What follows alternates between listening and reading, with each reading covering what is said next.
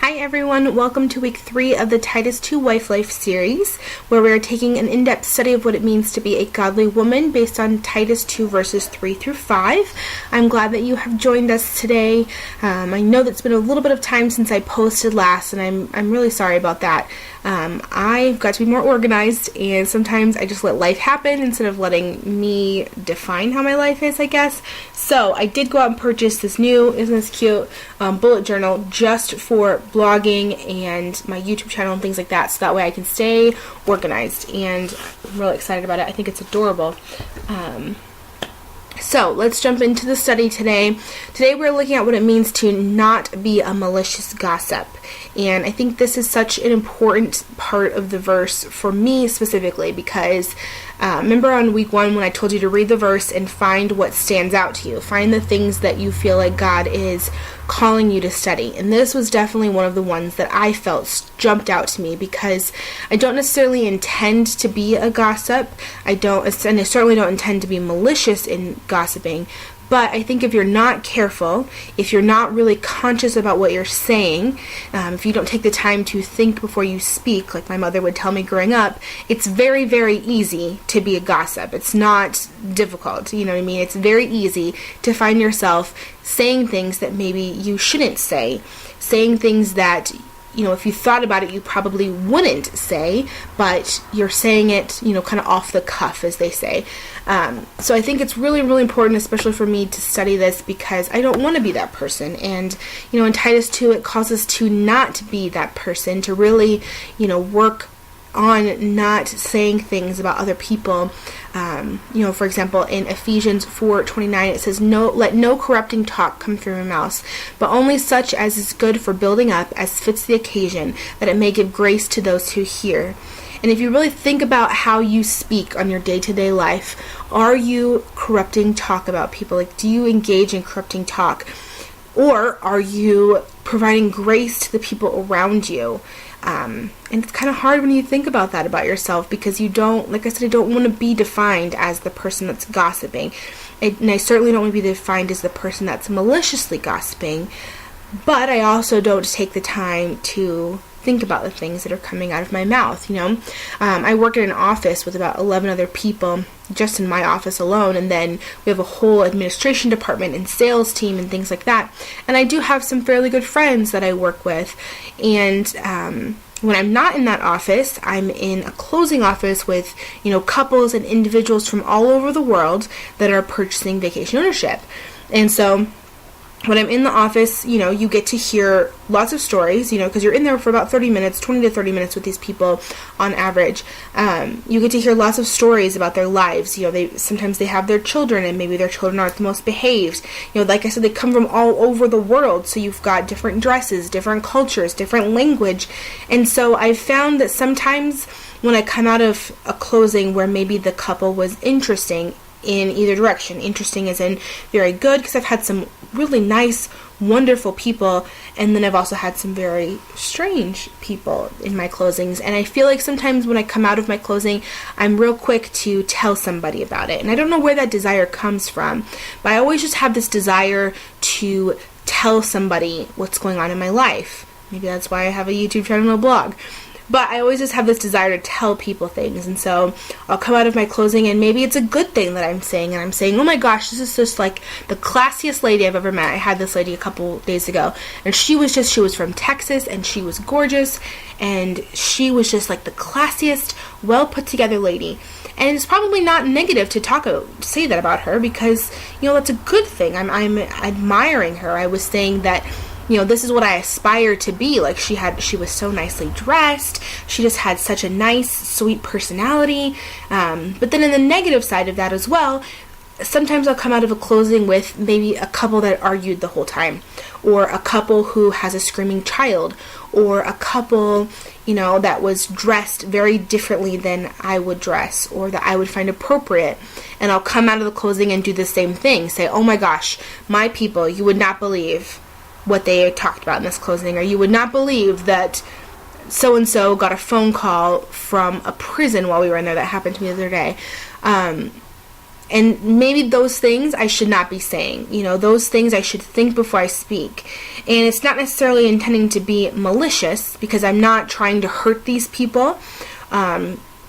I'm not trying to, none of these people, they don't even know who I'm talking about. They haven't seen these people. They don't know these people. So the gossip, per se, is going to stop there. It's not going to continue. But it's probably not best for me to be making judgments on people. The Bible also talks about that. In James 5:9, it says, "Don't grumble against each other, brothers, or you will be judged, and the judge is standing at the door." And maybe I shouldn't be judging people in that sense. So that's something that I'm definitely going to be working on going forward, is not, thinking before I speak and not sharing things like that. But then also in the same sense, I work in an office, like I said, and there's office politics and office drama. And, sometimes I found myself, I have one of my good friends at work is also one of my managers. And so there's a fine line between telling her things that are just friendly, like I would tell my husband or my sister, but then in the same sentence she's also a manager, so some things she has to act on if I tell her. And so I don't want to be in that position where I am maybe telling her, gossip, the dishing the dirt, which I talk about on the blog today, where I'm kind of telling something that's going on in the office, like I would my husband or my sister, and now it's going to harm that person because as a manager and the position that she holds, she now has to act on that. And so that's definitely a fine line as well, where I have to be really conscious about what I tell her, because I don't want to then turn into malicious. I don't want to then harm somebody or hurt their position at work, or, be unkind to them in telling these things. So gossip is kind of in our day-to-day lives, and as women, I think it's, we talk a lot. We want to share stories with people. We want to share life experiences with people. And if you're not careful, if you don't really think about, what is coming out of your mouth prior to you saying it, I think it's really, really easy to cross over that line and go into the gossiping side of things instead of, saying things that are building people up. And so that's definitely my goal going forward, and especially working on this week, is just really trying to only say things that are going to build people up.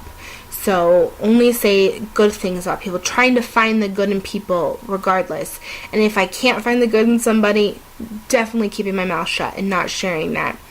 So I think it's important to kind of ask yourself some questions. I wrote some questions down in the study guide, so if you go to the blog today, you can download the study guide.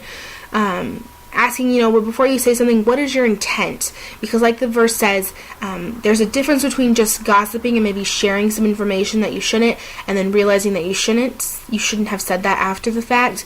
And there's something totally different from going into it saying, I know I'm going to say this, and I know it's going to hurt somebody, and that's why I'm saying it. So really evaluating what your intent of saying it is in the first place. Are you trying to build yourself up by making somebody else look bad? I think that's really, really easy to do, kind of to say something that's maybe negative on somebody else that makes you look better. What is the information you're sharing? Are you privileged to share that information? Would you say that same thing if somebody else was here? Would you say, are you talking about people's faults? Are you talking about their failures? Are you just really evaluating prior to speaking what you're going to say.